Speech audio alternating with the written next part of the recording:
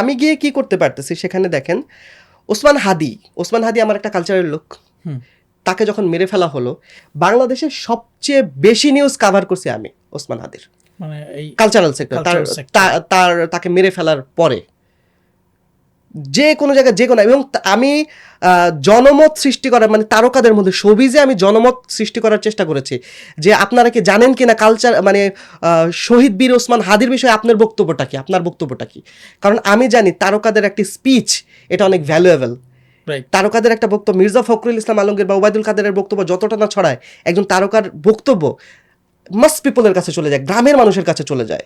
আমি যদি সেই তারকার মুখ থেকে ওসমান হাদির নামটা আমি যদি বলাইতে পারি, ওসমান হাদিকে আমি বাংলাদেশের শেষ প্রান্ত পর্যন্ত পৌঁছায় দিতে পারবো, এবং আমি সেটা করছি। শুধু এটা না, তারকাদের মাধ্যমে একটা বিশেষ শ্রেণীর কাছে পৌঁছায়, বিশেষ শ্রেণীর কাছে আমি, হ্যাঁ, পলিটিক্যাল আলোচনা যায়, পলিটিক্যাল আলোচনা না, বাংলাদেশের হচ্ছে, হ্যাঁ, একটা গ্রামে যদি 100 জন মানুষ থাকে, চায়ের দোকানে বসে রাজনীতির আলাপ করে 5 জন, 95 জন মনে করে রাজনীতি থেকে দূরে থাকো।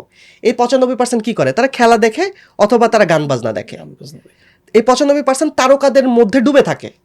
অতএব ওই তারকাকে যখন আমি বলবো যে আপনি ওসমান হাদির ব্যাপারে কি বলেন, তখন তিনি যখন বলবেন যে ওসমান হাদিকে আমি বীর মনে করি, তার মৃত্যু বা তাকে যে মেরে ফেলা হয়েছে এটার আমি বিচার চাই, তখন কিন্তু জনমতটা অটোমেটিক তৈরি হয়ে যাবে, গ্রাম বাংলায় তৈরি হয়ে যাবে।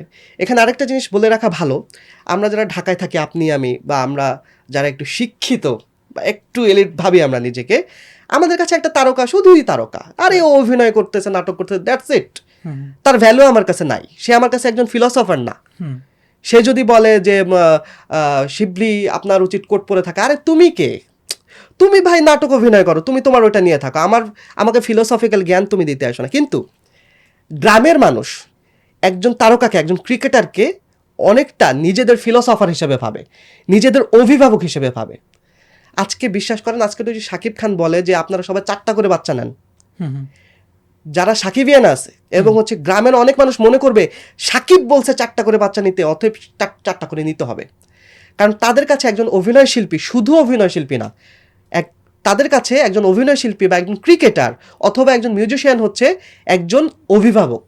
ফলে এখানে মানে পলিটিক্যাল সেক্টরে কাজ করার চেয়েও একজন সচেতন সাংবাদিকের উচিত হবে কালচারাল সেক্টরে তথা বিনোদন সেক্টরে বেশি সময়টা দেওয়া।